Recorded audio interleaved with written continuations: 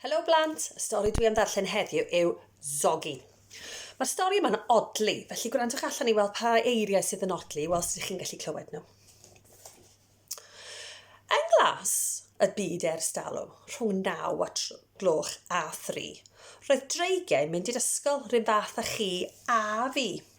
Ac bod Sogi druan yn gweithio'n galed iawn, ni lwyddodd i gael seren ar ddiwedd unrhyw bnawn. Y wers i'r flwyddyn gyntaf oedd sut i hedfan fri, ac meddai Madam Dreiges, rhaid cael a denydd cry. Bydd rhaid i chi ymarfer bob dydd am 25 awr i gael eich trwydded hedfan, rôl i chi dyfu'n fawr. Aeth Sogi i ymarfer yn uchel iawn uwch ben. Gwnaeth ambell dric reit naci, cyn bwrw i mewn i bren.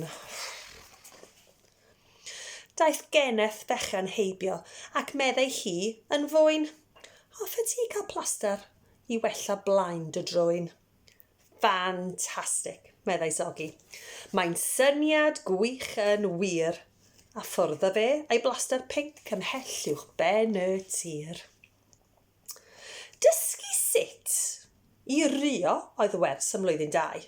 Yn uwch, gwaeddodd Madam. Mae'ch cegau bron ar gau. Bydd rhaid i chi ymarfer bob dydd am hanner awr i gael gradd 8 am rio rôl i chi dyfu'n fawr. Aeth Sogi i ymarfer, o fori gwyn tan hwyr. Fe riodd ac fe riodd, nes colli ei lais yn llwyr. Daeth yr eneth glen a dweud, twt, rwy ti'n beth ffôl. Hoffi di cael mintis point i ddod â llais yn ôl?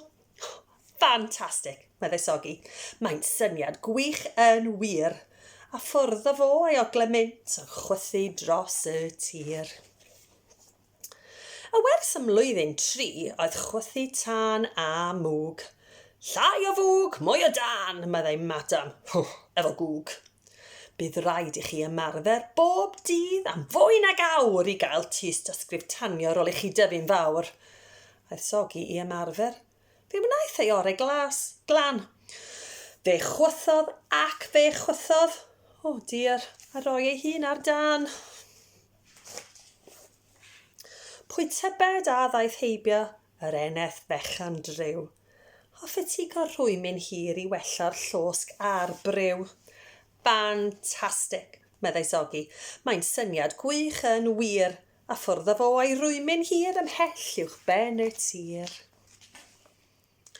Roedd y wers ym mlwyddyn 4 i ni yn siwtio'n ffôl, sef cipio tywysoges a'i chludo hi yn ôl.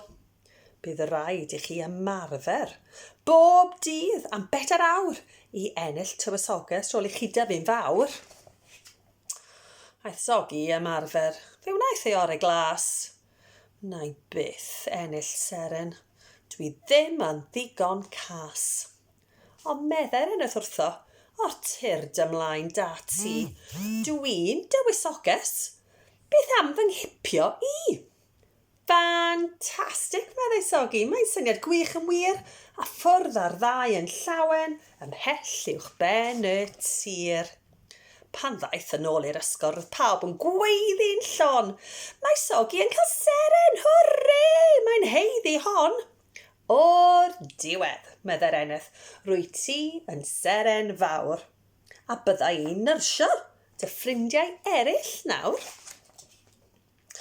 Roedd yr wers ym mlwyddyn 5 yn anodd ar y 9, sef ymladd clamp o farchog gyda cleddyf yn ei law.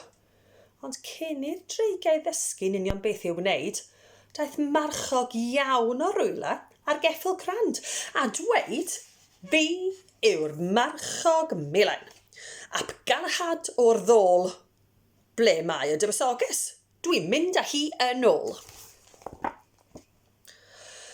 Daeth tân o ffroenau Sogi a rhuodd yn ddi-daw. Dwi ddim yn ofni'r marchog a cleddyf yn ei law. Tawr twpsyn, meddai'r marchog, dwi ti ddim ond draig fach wan. Dwi wedi bod yn ymladd ac yn ennill am hob man. Stop, gweiddodd y dywysoges. Dwi'n rhoi fy nhroed i lawr. Dwi wedi glan syrffedi ar sŵn a ffrio mawr. Pam goblin dych chi'n ymladd?